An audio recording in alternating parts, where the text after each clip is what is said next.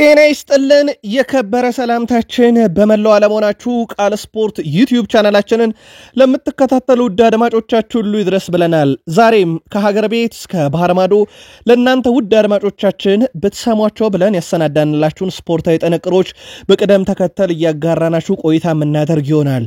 እንደ ሁልጊዜው እስከ ፕሮግራማችን ፍጻሜ ዛሬም ቆዩ። ላይክ፣ ሰብስክራይብ እና ሼር ማድረግ እንዳይረሳ። ሐሳብ አስተያየት ካላችሁ በሐሳብ መስጫ ሳጥናችን ላይ አስፍሩልን። እኛን ማግኘት ካሻችሁ አድራሻችሁን ልታስቀምጡልን ትችላላችሁ።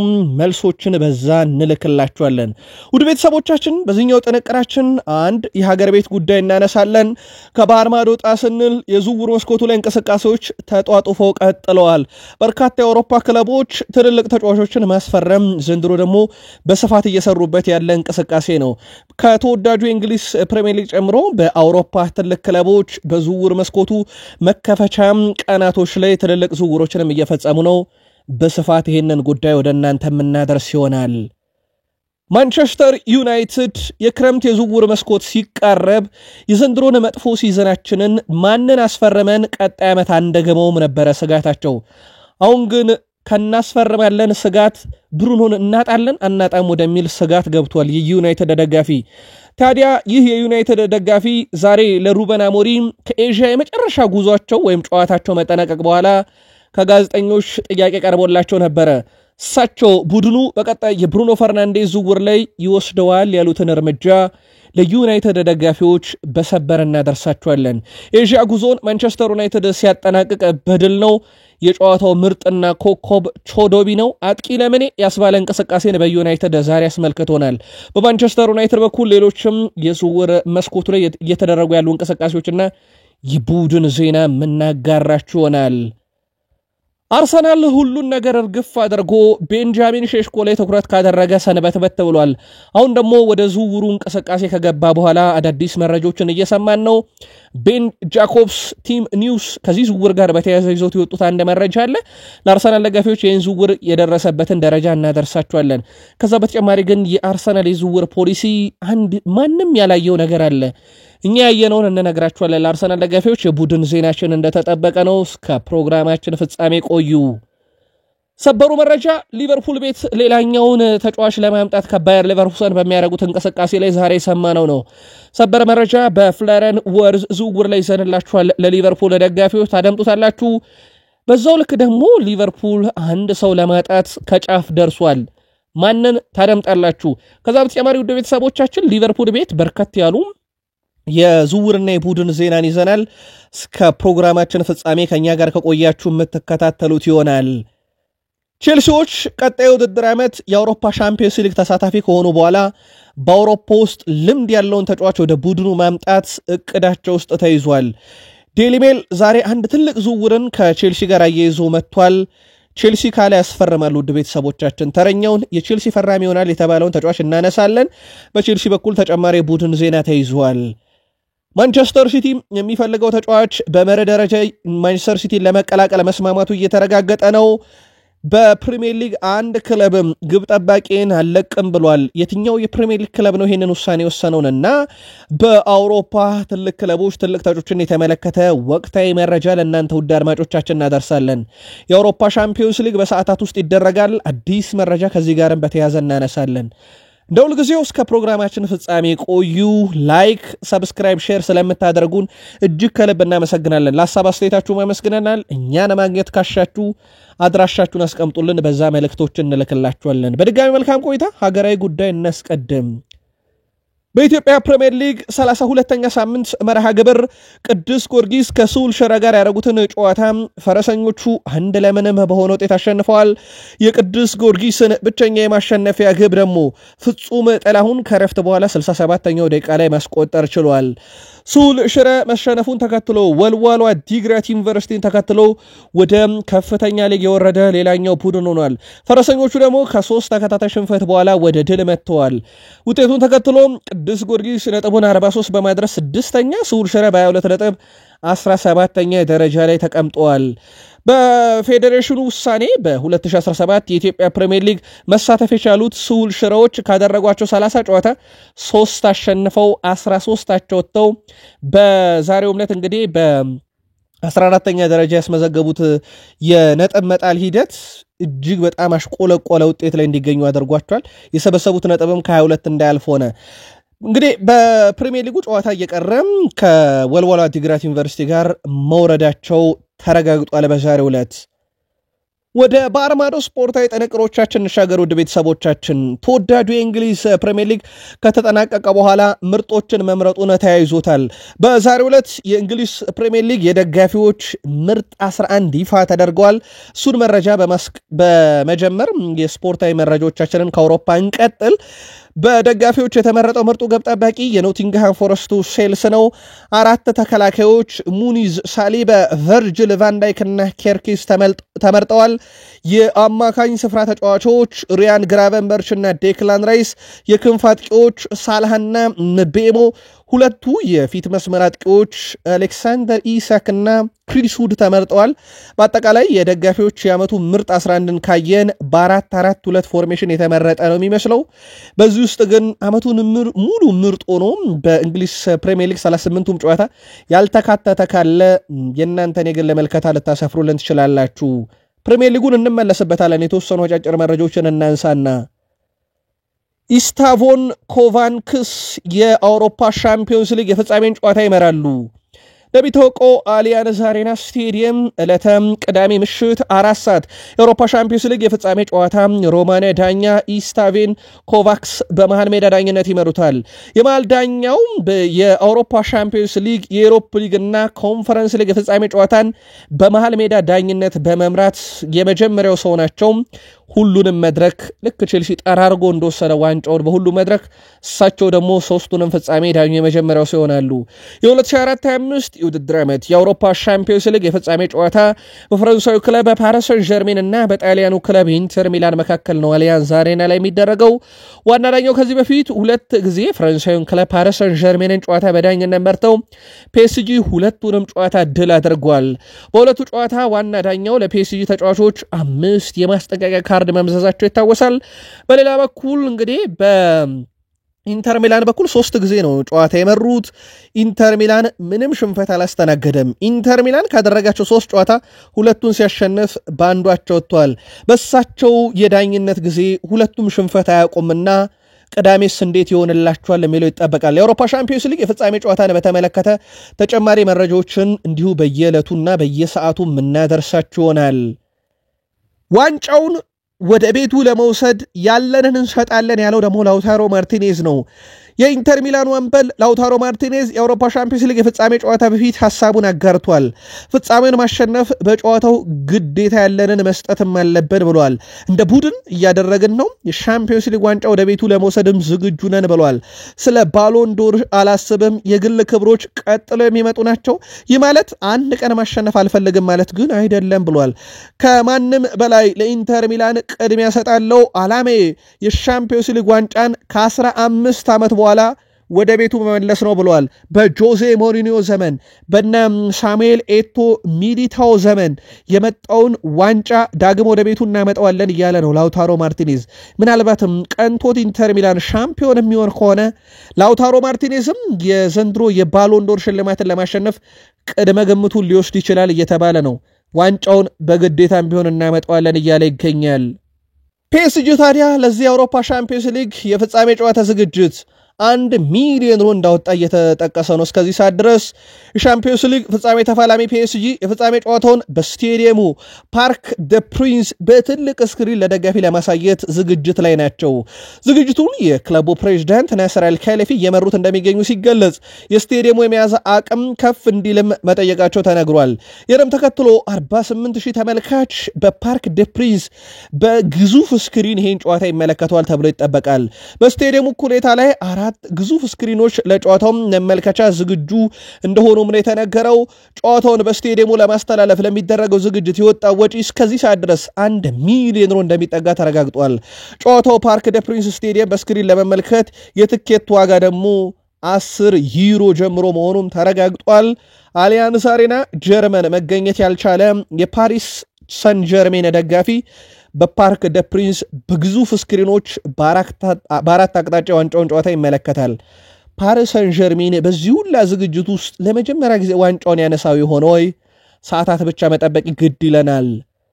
ብዙ የአውሮፓ ሻምፒዮንስ ሊግ ጨዋታን አከናውነው ዋንጫ ካልበሉ ቡድኖች አራተኛው ፓሪስ ሰን ዠርሜን ነው። 167 ጨዋታዎችን አድርጓል፣ ግን ዋንጫ የሚባል ነገር አይቶ ያቅም። ለፍጻሜው ግን ብርቁ አይደለም። ከፍተኛ የጨዋታ ብዛት አድርጎ ዋንጫውን ያላነሳው እስካሁን አርሰናል ነው። ወደ 211 ጨዋታ ዋንጫ የለም። ዳይናሞ ኬቭ 186 ጨዋታ፣ አትሌቲኮ ማድሪድ በ176 ጨዋታ ከ1 እስከ 3 ያለውን ደረጃ ይዘዋል። በበርካታ ጨዋታ ዋንጫውን ያላገኙም ያላሳኩም። ህልም የሆነበት ፓሪስ ሰን ዠርሜን ግን ቢያንስ ከነኚህ በተሻለ ለፍጻሜ ዘንድሮ ደርሶ ድሉ እጁ ላይ ነው። ያሳካው የሆነው ሌላኛውም በጉጉት እንዲጠበቅ ያደረገው ነው። ጨዋታውን የአሊያንዝ አሬናው ጨዋታ ብዙ ያስብላል። ለማንኛውም በቀጣይ ስፖርት የመረጃ ክፍለ ጊዜ እዚህ ጨዋታ ላይ ተጨማሪ መረጃዎችን እናደርሳችሁ። ወደ ሌሎች የአውሮፓ ትልቅ ክለቦች ዕለታዊ መረጃ እንሻገር። ሃንሲ ፍሊክ ቀጣይ ውድድር ዓመት የእሳቸውን ቡድን ህልምና ግብ የአውሮፓ ሻምፒዮንስ ሊግ ዋንጫን ከፍ ማድረግ እንደሆነ ተናግረዋል። ዋንጫ ያስፈልገናል፣ ለዚህ ዋንጫ ነው ቀጣይ ዓመት የምንዘጋጀው ብለዋል። በእርግጥ እሳቸው ለጀርመን እግር ኳስ ትልቁ ሰው ናቸው። በጀርመን እግር ኳስ ውስጥ ትልቅ ስኬትም ያላቸው አሰልጣኝ ናቸው። ወደ ባርሴሎና ሲመጡ በመተማመን ጭምር ነው እነ ዴኮ ያመጧቸው። በመጡበት ዓመት ትልቅ ስራን ሰርተዋል። የአውሮፓ ሻምፒዮንስ ሊግ ዋንጫን ይጡት እንጂ የስፔን ላሊጋ ሁሉንም መድረኮች አሳክተዋል። ስለዚህ ሻምፒዮንስ ሊግ ህልሜ ነው ቢሉ አይገርምም። ቀጣይ ውድድር ዓመት ይሄንን ለማሳካት ዝግጁ ነኝ ብለዋል። በዚህ ቡድን ውስጥ የ22 ዓመቱ ፔድሪ ያለ እሱ የቡድኑ መሪ ነው። 22 ዓመቱ ቢሆንም ቡድኑን ለመምራት ግን ብቁ ነው። ቀጣይ ውድድር ዓመት ትመለከቱታላችሁ ብለዋል። እኛ እሱን ለመርዳት ሁሉንም ነገር እናደርጋለን። የቡድኑ መሪ ነው፣ ሁሉንም መስፈርቶች ያሟላ መሪያችንም ሲሉ ፔድሪን አወድሰውታል። ምናልባትም አንበል ሊያረጉት ይችላሉም እየተባለ ነው። በቀጣይ የውድድር ዓመት በዘንድሮ የባርሴሎና ቡድን ውስጥ እጅግ በጣም አስደናቂና ለማየት ማራኪ ከነበሩ የባርሴሎና ተጫዋቾች ውስጥ አንደኛው እሱ እንደነበር ይታወቃልና በዚህ መሰረት የቀጣይ የውድድር ዓመት የቡድን መሪያችን ነው ብለዋል። ላሚን ያማል ጂኒየስ ነው። ከዚህ ውጪ እሱን ለመግለጽ ሌላ ወርድ አገኛለሁ ብዬ አላስብም ብለዋል። 17 ዓመቱ ነው፣ ግን እየተጫወተ የሚገኘው እድሜው እንደበሰለ አንጋፋና ልምድ እንዳለው ተጫዋች ነው ብለዋል። እሱን መጠበቅ ይኖርብናል። ስታዩት በተፈጥሮ እያደረገ ያለው ነገር በጣም ቀላል ይመስላል፣ ግን ከባዱን ነገር ነው እያደረገ ያለው። በቡድናችን ውስጥ በ17 ዓመት እድሜው በዚህን ያክል ደረጃ ተጽዕኖ መፍጠሩ እጅግ በጣም አስገርሞኛል። ለሱም ይሁን ቃል ስለሌለኝ ጂኒየስ ብዬ ብቻ ነው የምገልጸው ብለዋል። ዘንድሮ ለባሎንዶር እጩ ከሆኑ ተጫዋቾች ውስጥ አንደኛው እንደሆነ ይታወቃል። እጅግ በጣም አስደናቂ ውድድር ዓመትን ነው ያሳለፈው። በዘንድሮ የባርሴሎና የዋንጫ ስኬት ውስጥም ትልቁ ሰው እንደነበረ አይዘነጋም። ቴር ስቴገን በቀጣይ ጀርመን ብሔራዊ ቡድን ቁጥር 1 ግብ ጠባቂነት ቦታውን እንደሚወስድ አሰልጣኝ ዩሊያን ናግልስማን ገልጸውለታል። ይህንም ተከትሎ ቴር ስቴገን በቀጣይ ኔሽንስ ሊግ ጨዋታ ጀርመን ብሔራዊ ቡድን ቁጥር 1 ግብ ጠባቂ ይሆናል። በተጨማሪም በቀጣዩ 2026 ዓለም ዋንጫ ውድድር ብሔራዊ ቡድኑ በግብ ጠባቂነት ያገለግላል። ማኑኤል ኑዌር ምክንያት እንግዲህ በብሔራዊ ቡድን ለመሰለፍ 10 ዓመታትን የጠበቀው ማኑኤል ኑዌር በመጨረሻም ህልሙ እውን እንዲሆን ሆኖለታል። ምክንያቱም ጫማሱ ማኑኤል ኑዌር ነው ይህን ህልም ያሳካለት ስለማይጫወት። ጀርመን በቀጣይ ከፖርቱጋል ጋር የኔሽንስ ሊግ የግማሽ ፍጻሜ ጨዋታ ታደርጋለች። በዚህ መሰረት አንድሬ ቴር ስቴገን ቋሚ ግብ ጠባቂ ይሆናል። ከባርሴሎና ሊለቅ ግን በሩ ላይ ቆመ ተጫዋች እንደሆነ ይታወቃል። በባርሴሎና በኩል ሁዋን ጋርሻን ወደ ቡድኑ ለማምጣት ትልቅ ስራ እየሰሩ እንደሆነ ይታወቃል። ጁድ ቤሊንግሃም ለአዲሱ የሪያል ማድሪድ ፈራሚ እንኳን ደህና መጣ ብሎታል። ገና ሪያል ማድሪድን መቀላቀሉ ወዲያው ይፋ እንደተደረገ ነው። ትሬንት አሌክሳንደር-አርኖልድም በማህበራዊ ትስስር ገጹ ላይ ሁሉን ነገር ወደ ሪያል ማድሪድ በሰዓታት ውስጥ ያዞራቸው። ከማድሪድ ሰዎችም የእንኳን ደህና መጣ መልእክቶች እየደረሱት ይገኛሉ። ቀዳሚነት የሚጠቀሰው ደግሞ የእንግሊዝ ብሔራዊ ቡድን አጋሩ ጁድ ቤሊንግሃም ነው። እንደውም በርካቶች ከትሬንት አሌክሳንደር-አርኖልድ ዝውውር ጀርባ የዚህ ተጫዋች እጅ አለበት ሲባል ነበረ። ነገር ግን ከ2 ዓመት በፊት ጀምሮ ሪያል ማድሪድ እና ትሬንት አሌክሳንደር-አርኖልድ መካከል ንግግር እንደነበረም ተረጋግጧል። ከዛ በኋላ ለማንኛውም እንኳን ደህና መጣ መልእክቱ ደርሶታል። ተጫዋቹም በሪያል ማድሪድ ይጫወታል በዓለም ክለቦች ዋንጫ ውድድርም። ምክንያቱ ደግሞ 10 ሚሊዮን ዩሮ ሪያል ማድሪድ ለሊቨርፑል ስለከፈለ ማለት ነው። ዩሊያን አልቫሬዝ የአትሌቲኮ ማድሪድ የዓመቱ ምርጥ ተጫዋች ተብሎ ተመርጧል። እጅግ በጣም አስደናቂ ውድድር ዓመትን ቢያሳልፍም ዘንድሮ ለመጀመሪያ ጊዜ በአውሮፓ የእግር ኳስ ሕይወቱ ያለ ዋንጫ ዓመቱን አጠናቋል። ባለፈው ክረምት ላይ 95 ሚሊዮን ዩሮ ወጥቶበት አትሌቲኮ ማድሪድን የተቀላቀለው አርጀንቲና የፊት መስመር ተጫዋች ዩሊያን አልቫሬዝ በዘንድሮ ውድድር ዓመት የቡድኑም ከፍተኛ ግብ አስቆጣሪ ነበረ። ዩሊያን አልቫሬዝ በቀጣዩ ውድድር ዓመት አትሌቲኮ ማድሪድን ይለቃል። እንደ አርሰናል ያሉ ክለቦችን ፈላጊው ናቸው ቢባልም አትሌቲኮ ማድሪዱ ስፖርቲንግ ዳይሬክተር ግን ዩሊያን አልቫሬዝ ማይተካም ተጫዋቻችን ነው ብለው ነበረ። በዛሬው ዕለት ዩሊያን አልቫሬዝ የአትሌቲኮ ማድሪድ የዓመቱ ምርጥ ተጫዋች ተብሎ ተመርጧል። የሳውዲ ክለቦች ለአውሮፓ እግር ኳስ እንደማይተኙ አረጋግጧል። ረብጣ ብሮቻቸውን ይዘው ከአማላይ ሳምንታዊ ደሞዝ ጋር ወደ አውሮፓ እግር ኳስ ተጫዋቾችን ለመውሰድ ብቅ ማለት ጀምረዋል። በነገራችን ላይ ውድ ቤተሰቦቻችን ከእንግሊዝ ፕሪሚየር ሊግ እስከ ጣሊያን፣ ጀርመን፣ ፈረንሳይ ሁሉንም እያተራመሱት ነው። አሁን በዛሬው ዕለት ደግሞ ከሰዓታት በፊት ጣሊያን ነበሩ የኤስ ሚላኑን ኮከብ ለማስፈረም የሳውዲ ክለብ አልሂላል ቲዮ ሄርናንዴዝን ለማስፈረም ለኤስ ሚላን ቀጥተኛ ጥያቄ አቀርበዋል።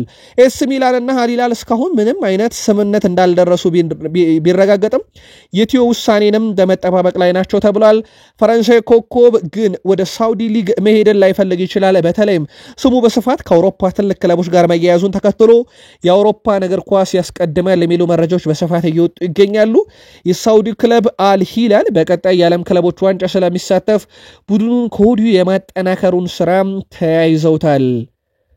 ውድ ቤተሰቦቻችን ቃል ስፖርት ዩቲዩብ ቻናላችን ላይ ትገኛላችሁ። ከሀገር ቤት እስከ ባህር ማዶ የተመራረጡ ስፖርታዊ ጥንቅሮችን እያጋራናችሁ እንገኛለን።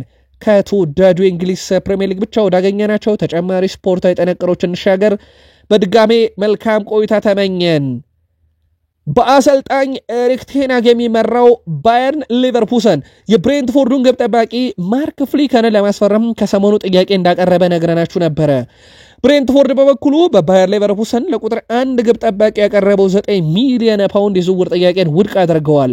ብሬንትፎርድ ግብ ጠባቂውን ለመሸጥ ዝግጁ ሲሆኑ ነገር ግን 13 ሚሊዮን ዩሮ ሂሳብና መጀመሪያ ደግሞ ተተኪውን ማፈላለግ ላይ ይጠመዳሉ ነው የተባለው።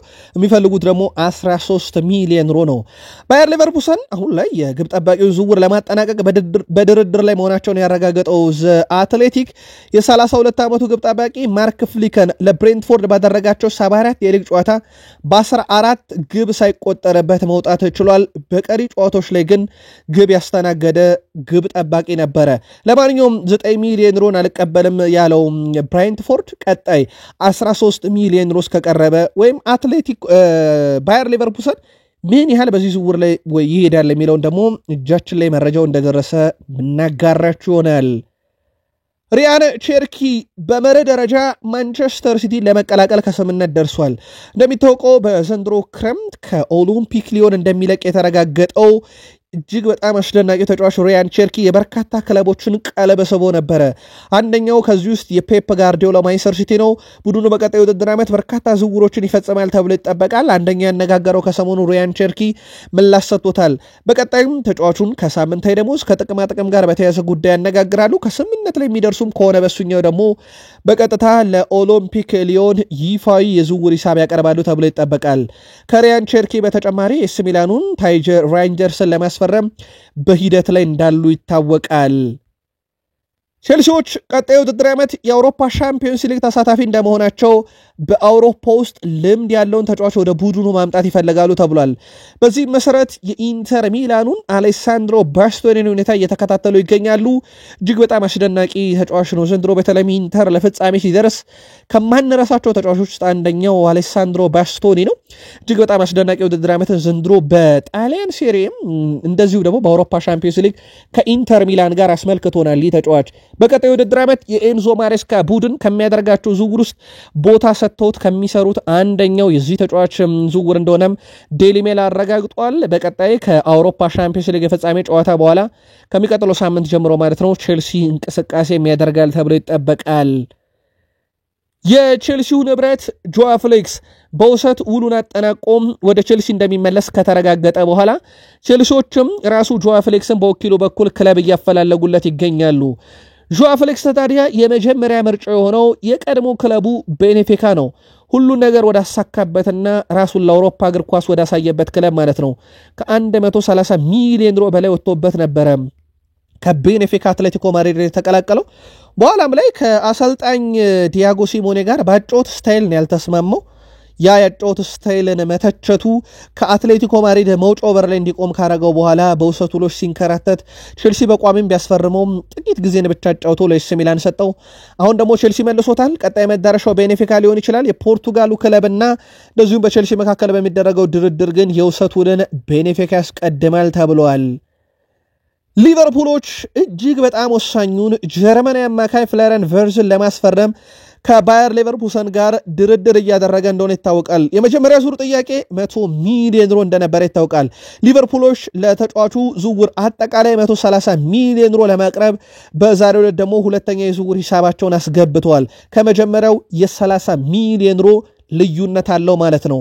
የሁለት ዓመቱ አማካይ ፍሎሪያን ቨርዝ የሊቨርፑል የመጀመሪያ ኢላማ ሲሆን ተጫዋቹ ለሊቨርፑል ፍቃዱን መስጠቱ የታወቀ ነው። አስቀድሞም ፍሎሪያን ቨርዝ ሊቨርፑል የሚቀላቀል ከሆነ ሊቨርፑል ከፍተኛ የዝውውር ሂሳብ ያስፈረመው ቀዳሚው ተጫዋች ይሆናል። አሁን ላይ ዳርዊን ኑኔዝ በ85 ሚሊዮን ፓውንድ ለሊቨርፑል የፈረመ ከፍተኛ የዝውውር ሂሳብ ሊቨርፑሎች ያወጡበት ተጫዋች ነበረ። የፍሎሪያን ቨርዝ ደግሞ እስከ 130 ሚሊዮን ዩሮ ይደርሳል። በዛሬው ዕለት ሁለተኛውን ጥያቄ አቅርበው ድርድሩ እንደቀጠለ ነው። የዚህ ተጫዋች ወደ ሊቨርፑል የመምጣት ጉዳይ በባየር ሌቨርኩሰንና በሊቨርፑል መካከል በሚደረገው ድርድር ብቻ ይወሰናል። ፍሎሪያን ቨርዝም በዛሬው ዕለት የጀርመን ብሔራዊ ቡድን ልምምድ ካምፕን ተቀላቅሏል። ስለሆነም ሁለቱ ክለቦች ስምምነት የሚደርሱ ከሆነ የሊቨርፑል የሕክምና ቡድን አባላት ወደ ጀርመን አቀንቶም እዛው ምርመራ ያደርጉለታል ተብሎ ነው የሚጠበቀው። ፍሎሪያን ቨርዝ ከመጀመሪያው ጀምሮም ሊቨርፑል ነበር ምርጫው። የሲቲ እና የባየር ሙኒክ ፍላጎት ከፍ ያለ የነበረ ቢሆንም ተጫዋቹ ግን አስቀድሞ ምርጫው የነበረው ሊቨርፑል ነው ተብሏል። በዛሬው ዕለት ከጀርመን ብሔራዊ ቡድን ጋር ልምምድ እያደረገ በነበረበት ወቅት ላይ ተጫዋቹ ሽልማት ተበርክቶለታል። ይህም ሽልማት በኢንተርናሽናል ብሬክ ወቅት ፈረንሳይ ከጀርመን ባረጉት ጨዋታ ፈረንሳይ ላይ ያስቆጠራት ግብ የዓመቱ የጀርመን ብሔራዊ ቡድን ምርጥ ግብ ተብላለት ሽልማትም ተበርክቶለታል። ቀደም ባለው ስፖርታዊ ጥንቅራችን ሊቨርፑል ተጫዋቹን ማስፈረሙንና ይፋ ለማድረግ ሰዓታት ብቻ ይቀሩታል ብለናችሁ ነበረ። የመርሳይዱ ክለብ ሊቨርፑል የባየር ሌቨርኩሰኑን የቀይ መስመር ተጫዋች ጄሬሚ ፍሪምፖንግን እነሆ አስፈርመናል ንገሩልን ብለዋል። የ24 ዓመቱ የቀይ መስመር ተጫዋች ጄሬሚ ፍሪምፖንግ በሊቨርፑል ቤት የ5 ዓመት ኮንትራት ፈርሟል። ሊቨርፑል በዛሬው ዕለት አርኖልድን ለሪያል ማድሪድ መልቀቁን ካረጋገጠ በኋላ ፍሪምፖንግን ዝውውር ይፋ አድርገዋል። ሊቨርፑል ለጄሬሚ ፍሪምፖንግ ለባየር ሌቨርኩሰን አጠቃላይ 35 ሚሊዮን ዩሮ የውል ማፍረሻ ሲከፍሉ ከዚህ ውስጥ 10 ሚሊዮን ዩሮን ሂሳብ ያገኙት ከአርኖልድ ዝውውር ያውም ለአንድ ወር ለሪያል ማድሪድ ለመጫወት በሚል ነው። ሪያል ማድሪዶች አርኖልድን ሲያስፈርሙ 10 ሚሊዮን ዩሮ ለአንድ ወር ብቻ ለቀረው ኮንትራቱ ከፍለው የሁለት ወር ደሞዙንም እኛ እንሸፍናለን ግድ የለም ብለው ከሊቨርፑል ወስደውታል። ሊቨርፑሎች ምትኩን በ35 ሚሊዮን ዩሮ ከባየር ሌቨርኩሰን ማስፈረማቸውን ደግሞ የሊቨርፑል ደጋፊዎች ወቁልን ብለው በዛሬው ዕለት አስተዋውቀውታል። አዲሱ ፈራሚያቸው ጄሬሚ ፍሪምፖንግን በተመለከተም ያው የትሬንት አሌክሳንደር አርኖልድ ተተኪ ስለሆነ ንጻሪዎች ሁሉ ከሱ ጋር ነው የሚሆኑት። የሚጫወተው በሱ ቦታ እንደሆነ ይታወቃል። 2024-25 የውድድር ዓመት በሊግ ጨዋታ ብቻ ድሪብል ተደርጎ በመታለፍ አርኖልድን ዘንድሮ በአውሮፓ የሚስተካከለው የለም። ይህን መጥፎ ቁጥሩን ይዞ ነው ማድሪድ ነው የተቀላቀለው። 56 ጊዜ ተጫዋቾች ሸውደው አልፈውታል ትሬንት አሌክሳንደር አርኖልድን። ጄሬሚ ፍሪምፖንግ በዚህ ውድድር ዓመት በአጠቃላይ ተጫዋቾች ሸውደው ያለፉት 13 ጊዜ ብቻ ነው። ይህም ከተጫዋቹ የሚገኘው የማጥቃት ሚናው በተለይም ግብ አስቆጣሪ ነው። ከመከላከል በዘለለ አሲስት አድራጊ ነው። በባየር ሌቨርኩሰን በጣም ዘመናዊ ከሚባሉ የቀኝ ተመላላሽ ተከላካዮች አንደኛው ነው። በመከላከሉም ደረጃ ደግሞ እጅግ በጣም ጥራት እንዳለው የሚያሳይ ቁጥር ነው። መረጃውን ሁስኮርድ ነው ይዞት የወጣው። የሊቨርፑል ሁለተኛው ምክትል አሰልጣኝ ጆን ሄቲንጋ የአያክስ ዋና አሰልጣኝ ለመሆን ከስምነት መድረሱ ተረጋግጧል። የ2 ዓመትም ኮንትራት በአያክስ ይፈርማል። የሊቨርፑል ሁለተኛ ምክትል አሰልጣኝ ነበረ ጆን ሄቲንጋ። አንድ ጨዋታም እንግዲህ አሰልጣኝ አርኔ ስሎትና ምክትላቸው በቀይ ካርድ መሰናበታቸውን ተከትሎ በአሰልጣኝነት ሜዳው ጠርዝ ላይ ቆሞ ሊቨርፑልን የመምራት እድልም አግኝቶ ነበረ። ታዲያ ይህ አሰልጣኝ አሁን ለዋና አሰልጣኝነት በአያክስ ይሾማል። የ2 ዓመቱንም ኮንትራት በቀጣይ ሳምንት ለአያክስ ይፈርማል ተብሎ ይጠበቃል። ከአጥቂ ስፍራ ጋር በተያዘ ያው አስቀድሞ ሊቨርፑሎች መጀመሪያ የዳርዊን ኑኔዝን ጉዳይ መጨረስ ይፈልጋሉ። ልክ ያንዳለቀ ወደ ቡድኑ 9 ቁጥር አጥቂ ያመጣሉ ተብሎ ይታሰባል። አሁን ላይ ታዲያ በርከት ያሉ ለሊቨርፑል ቅርብ የሆኑ ምንጮች ሊቨርፑሎች እያዩዋቸው ካሉ የአጥቂ ስፍራ ተጫዋቾች ፖርቹጋላዊ የፓሪስ ሰን ዠርሜን የፊት መስመር ተጫዋች ጎንካሎ ራሞስን ሁኔታም እየተከታተሉ ነው ተብሏል። ይህ ተጫዋች በፓሪስ ሰን ዠርሜን ቤት የመቆየቱ ነገር እርግጥ አይደለምና ሊቨርፑሎች ሁኔታውን በቅርበት እየተከታተሉት ይገኛሉ። አርሰናል ቤንጃሚን ሼሽኮ ዝውውር ላይም ከተለጠፈ የዝውውር ሂሳብ በታች ነው መክፈል የሚፈልጉት። እስከ 80 ሚሊዮን ዩሮ በሌፕዚግ በኩል ይፈለጋል ለዚህ ዝውውር። አርሰናል እስከ 67 ሚሊዮን ዩሮ ይህን ዝውውር መጨረስ ይፈልጋሉ። በሁለቱ ክለቦች መካከል ድርድሩ እንደቀጠለ ነው። በዋነኝነት በዝውውር ሂሳቡ ላይ ነው ዛሬ ድርድር ሲደረግ የዋለው። ሼሽኮ አርሰናልን መቀላቀል ይፈልጋል የሚለው ደግሞ ለአርሰናል ዝውውሩን በብዙ ያቀልለታል ተብሎ ይጠበቃል። አንድሪያ ቤርታና ማይክል አርቴታ መካከል በዝውውሩ ተፈጥሮ የነበረው ነገር ወይም በዝውውሩ ላይ ተፈጥሮ የነበረው ልዩነት አሁን አጥብበውት ቤርታም የሼሽኮን ጉዳይ ለመጨረስ ስራዎችን እየሰሩ ነው ተብሏል። እንደሚታወቀው የአንድሪያ ቤርታ ምርጫ ሼሽኮ እንዳልሆነ ይታወቃል። በማይክል አርቴታም እንግዲህ ቦርዱን በማሳመን የሚደረግ ዝውውር ነው። ለማንኛውም በሁለቱ አካላት መካከል ማለትም በቤርታና በአርቴታ መካከል ያለውን ልዩነት በመተማመን ፈተው ተጫዋቹን ማምጣት ላይ እየሰሩ ይገኛሉ። ምናልባትም ይህ ዝውውር በዚህ ሳምንት መጀመሪያ ልንሰማው የምንችለው ትልቅ ዝውውር ነው። አርሰናል ለዚህ ተጫዋች 67 ሚሊዮን ዩሮ የመጀመሪያ የዝውውር ሂሳብ ያቀርባል ተብሎ ይጠበቃል። አርሰናል ቤት ግን ቀስ በቀስ ቁመታቸው ረዘም ያሉ ተጫዋቾችን ማምጣት ተያይዘውታል። አርሰናል በቆሙ ኳሶች የሚታማ አይደለም። በፕሪሚየር ሊጉም ቀዳሚው ክለብ ነው የቆሙ ኳሶችን በማስቆጠር። አርሰናል ታዲያ አሁን የቤንጃሚን ሼሽኮን ዝውውር የሚጨርስ ከሆነ በቀጣዩ ዓመት በስብስባቸው ውስጥ 10ኛው ተጫዋች ሆኗል። ቁመቱ ከ1.85 በላይ የሆነ ማለት ነው። የክለቡም ረጅሙ ተጫዋች ነው የሚሆነው። እነ ካይ ሃቨርዝ፣ ሳሊባ፣ ማጋሌሽ፣ ዴክላን ራይስ፣ ሚኬል ሜሪኖ ከዛ እነ ካላፊዮሪ፣ ቶማስ ፓርቴን፣ እነ ቤን ዋይትን እንደዚህ ያለን በርካታ ተጫዋቾችን መጥቀስ እንችላለን። ቁመታቸው እጅግ በጣም አስገራሚ ነው። ከ1.85 ሴንቲሜትር በላይ ቁመት ያላቸው ተጫዋቾች አርሰናል ቤት ማሰባሰቡ ተያይዘውታል። ቀጣዩ ፈራሚ ሼሽኮ ሲሆን ደግሞ የቡድኑ ረጅሙ ተጫዋች ይሆናል። ማንቸስተር ዩናይትድ የመጀመሪያ ቅድመ ውድድር ዝግጅቱን ለማድረግ ወደ ኤስ ያደረገውን ጉዞ በዛሬው ዕለት አጠናቋል። በሆንግ ኮንግ የመጨረሻ ወዳጅነት ጨዋታውን ያደረገው ማንቸስተር ዩናይትድ ከመመራት ተነስቶ 3-1 በሆነ ውጤት አሸንፏል። ምስጋና ለማርቲን ቾዶቢ ግባና በመጀመሪያው አጋማሽ 19ኛው ደቂቃ ላይ ጁኒኒዮ ነበረ ለሆንግ ኮንግ ምርጦች ግብ ያስቆጠረው። በኋላም ከረፍት በኋላ ተቀይሮ የገባው ቾድ ኦቢ 50ኛውና 82ኛው ደቂቃ ላይ እጅግ በጣም አስደናቂ ግቦችን አስቆጥሯል። በቃ ከአንድ አጥቂ የሚጠበቅ አይነት ግብ ነው ያስቆጠረው። ከሆይሉንድና ከዚርኪዝ ያጡትን ነገር ዩናይትዶች ከቾድ ኦቢ ዛሬ አግኝተውታል። ሌላኛው ሃይቨን 94ኛው ደቂቃ ላይ ግብ አስቆጥሯል። ሶስተኛውን ሁለት የቀድሞ የአርሰናል ተጫዋቾች ዩናይትድን ታደገውታል። ማንቸስተር ዩናይትድ ወደ ኤዚያ ካደረገው ጉዞ 8 ሚሊዮን ፓውንድ ገቢ ማግኘታቸውም ተረጋግጧል። ማንቸስተር ዩናይትድ በቀጣይ ወደ ስዊድን ስቶክሆልም አምርቶ ሐምሌ 12 2017 ዓ.ም ከሊድስ ዩናይትድ ጋር የወዳጅነት ጨዋታ ያደርጋሉ። ውድ ቤተሰቦቻችን በማንቸስተር ዩናይትድ በኩል ግን የኤዥያ ጨዋታውን አንድ በድል አንድ በሽንፈት አጠናቆ ወደ እንግሊዝ ተመልሷል። ቾዶቢ በጨዋታው ላይ 10 የኳስ ንክኪ በተቃራኒ ግብ ክልል ውስጥ ነክቷል። 6 ሙከራ አድርጓል። ከ6ቱ ግማሹ ማለትም 3ቱ ኢላማውን የጠበቀ ነው። ከ3ቱ ኢላማውን ከጠበቀ ሙከራ ውስጥ 2ቱን አስቆጥሯል። ፍጹም ቅጣት ምት ውስጥ ደመነብስ የነበረው አጥቂ ነበረ። በማንቸስተር ዩናይትድ በኩል አንድ ኳስ በግራ እግሩ ተፈጥሯዊ ባልሆነ እግሩ ነው እጅግ በጣም አስደናቂ ጎል ካርል አድርጎ ያስቆጠረው። ሁለተኛውን በጭንቅላቱ ገይቶ ነው ያስቆጠረው። በተለይም ከሜሰን ማውንት አሲስት የተደረገበት መንገድ በጣም አስደናቂ ነበረ። በጨዋታው ላይም ሁለተኛ አጋማሽም ላይ ነበረ ተጫዋቹ ተቀይሮ የገባው። ይህም ተጫዋች ለማንቸስተር ዩናይትድ ከአርሰናል የፈረመ ሲሆን ሌላኛው ከአርሰናል የፈረመው ሃይደን ሄቨንም ለማንቸስተር ዩናይትድ ግብ አስቆጥሯል። ሩበን አሞሪም በተጫዋቹ ላይ ሐሳባቸውን ሲያጋሩ ሃይደን ሄቨን ለቀጣዩ ውድድር ዘመን ዝግጁ መሆኑን በእያንዳንዱ ጨዋታ እያስመለከተን ነው። በዚህም ጨዋታ ያየሁት ለቀጣይ ዓመት ምን ያህል ዝግጁ እንደሆነም ነው ብለዋል። ማንቸስተር ዩናይትድ ማንን እናስፈርማለን ከሚል ስጋት ብሩኖ ፈርናንዴዝ ይቆያል አይቆይም ወደሚል ስጋት እንደተቀየረባቸው ይታወቃል። የክረምት የዝውውር መስኮት ታዲያ ከዚህ ጋር በተያያዘ የማንቸስተር ዩናይትድን ጭንቀት ያቀሉ ይሆን ወይ በሚል ሩበን አሞሪም ከጨዋታው መጠናቀቅ በኋላ ከጋዜጠኞች ስለ ብሩኖ ፈርናንዴዝ ቆይታ ተጠይቀው ነበር።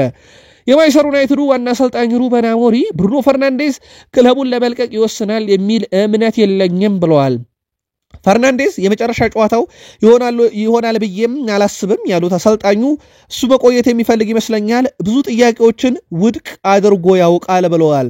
ማንቸስተር ዩናይትድ አል ሂላል ያቀረበውን ከፍተኛ ገንዘብ ውድቅ የማድረግ አቅም ያገኘ እንደሆነ የተጠየቁት ሩበን አሞሪም ማድረግ እንችላለን፣ መፍትሄው እሱ ነው ብለዋል። አክሎም እኛ ገንዘብ ማግኘት የምንችልባቸው ሌሎች መንገዶች አሉ፣ እነሱን እንጠቀማለን። ብሩኖ ለገንዘብ ብለን ስለማንሸጠው ከአል ሂላል እጅግ ጠቀም ያለ ገንዘብ እንኳን ቢቀርብ ብሩኖን ለማቆየት ጥያቄያቸውን ወይም ገንዘባቸውን ውድቅ አድርገን ሌሎች የገንዘብ አማራጮችን መጠቀም እንችላለን ብለዋል። ይህ የአሰልጣኝ ሩበን አሞሪም የግል አመለካከት ነው። አይመስለኝም ብለው ነው እሳቸው የገለጹት። ክለቡን ይለቃሉ ወይ ሲባሉ አይመስለኝም፣ የመጨረሻ ጨዋታው ሊሆን ይችላል ወይ ሲባሉም አይመስለኝም ብለዋል። ስለዚህ ማንቸስተር ዩናይትድ እንደ መፍትሄ ይወስደዋል ያሉት ደግሞ ጥያቄውን ውድቅ ማድረግ ነው። የአል ሂላል ረብጣ ብር ውድቅ ይደረጋል ወይ? በቀጣይ በማንቸስተር ዩናይትድ ይጠበቃል።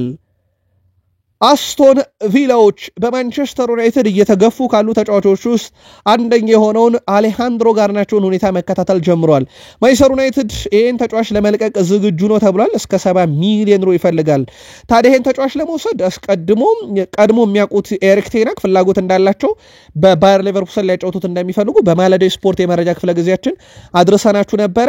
አሁን ታዲያ አስቶን ቪላ ተቀላቅሏል። ሌላኛው ክለብ አልናስር ነው። ሉዊስ ዲያዝን በእጩነት የያዙት አልናስሮች ሉዊስ ዲያዝን ካላገኙ እንደ ቀጣይ አማራጭ የያዙት የማንቸስተር ዩናይትዱን አሌሃንድሮ ጋርናቾ ነው ተብሏል። የሳውዲ ተጽዕኖ በዚህን ያክል ደረጃ ይደርሷል። ወደ ቤተሰቦቻችን በተለይም ደግሞ በትልቅ ደረጃ የሚጮቱ ትልቅ ተጫዋቾችን የማስፈረም አቅማቸውን ሊጠቀሙም እንደሆነ እያሳዩ ነው። ለማንኛውም በማንቸስተር ዩናይትድ በዝውውር ጉዳይ ላይ ያሉ አበይት የሚባሉ ጉዳዮች እነኚህ ናቸው። የማንቸስተር ዩናይትድም የኤዥያ ጉዞ ተጠናቋል። ውድ ቤተሰቦቻችን ቃል ስፖርት ዩቲዩብ ቻናላችንም መረጃ እዚህ ጋር የሚያበቃ ይሆናል። ከወደዳችሁን ላይክ አድርጉን፣ አበረታቱን። ሐሳብ አስተያየት ካለ አጋሩን። እኛን ማግኘት ካሻችሁ አድራሻችሁን አስቀምጡልን፣ መልእክቶችን እንልክላችኋለን።